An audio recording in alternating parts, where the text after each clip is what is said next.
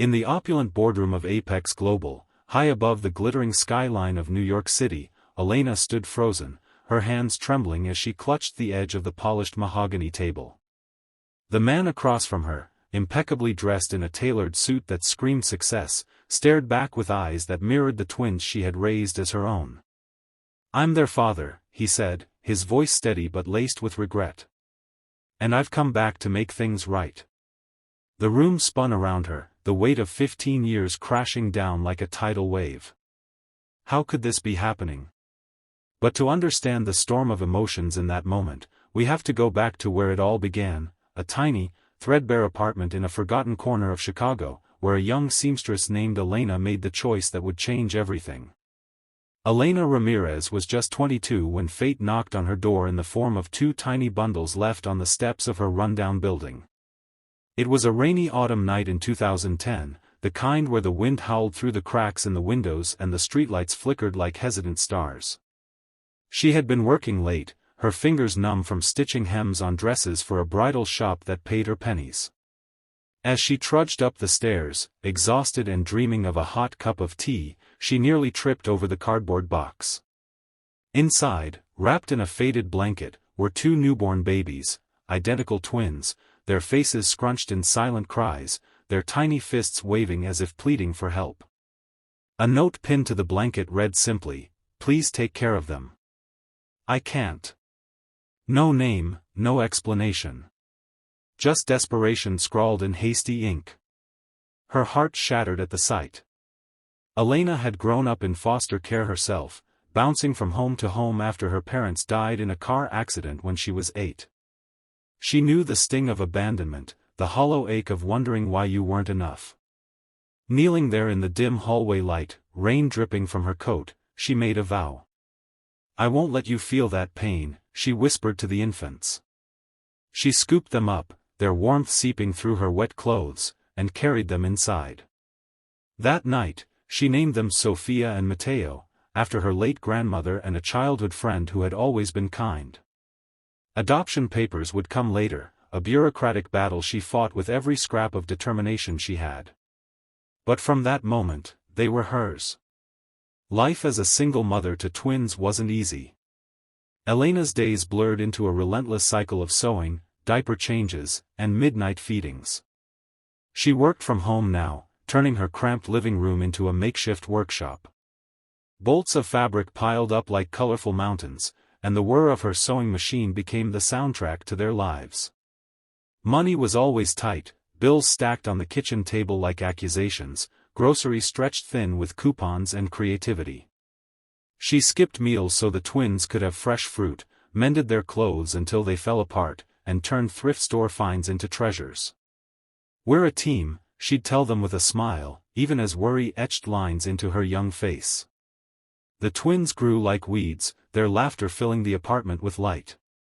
Sophia was the dreamer, with wide eyes that sparkled when she drew pictures of faraway places, her imagination as vast as the ocean.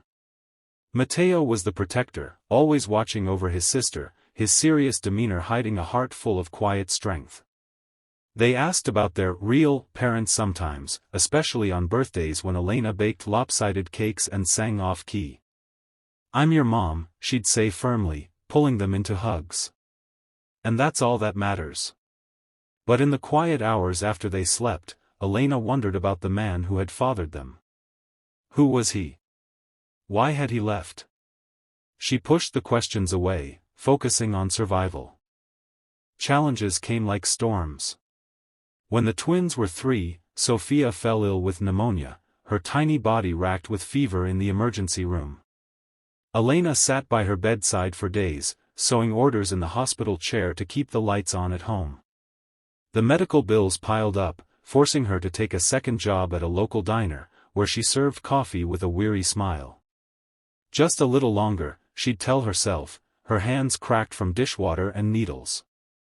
Mateo, sensing her strain, started helping around the house, setting the table, folding laundry with his chubby hands.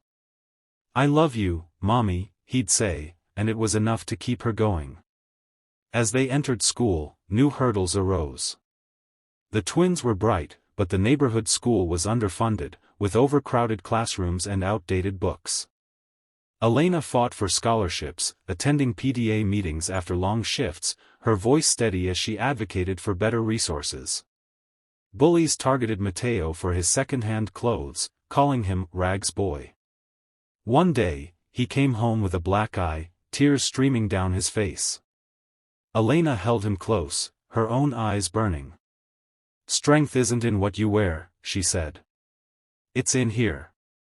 She tapped his chest.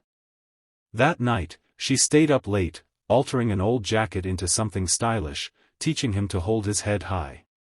Sophia faced her own battles. Shy and artistic, she struggled with reading, her dyslexia making words dance on the page like elusive butterflies. Teachers dismissed it at first, but Elena wouldn't back down.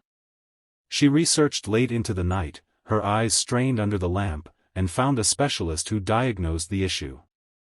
Tutoring sessions cost more than she could afford, so Elena bartered her sewing skills, mending uniforms for the tutor's family in exchange for help.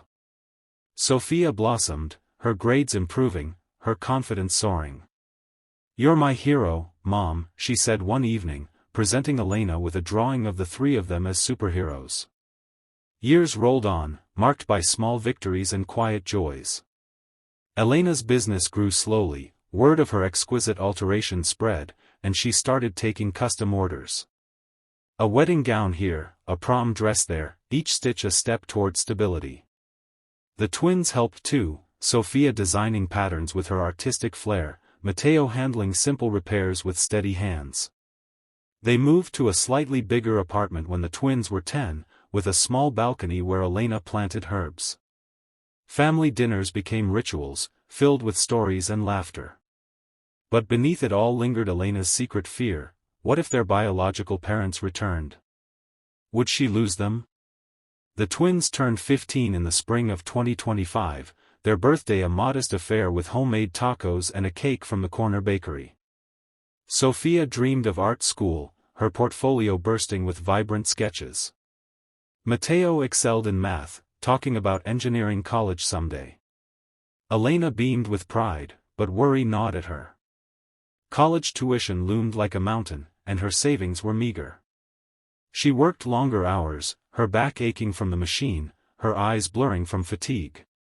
"I'll make it happen," she promised them, even as doubt whispered in her ear. That's when the letter arrived. It was a crisp envelope, postmarked from New York, addressed to Elena in elegant script.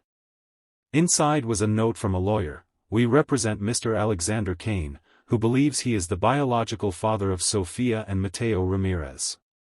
He requests a meeting." Elena's world tilted.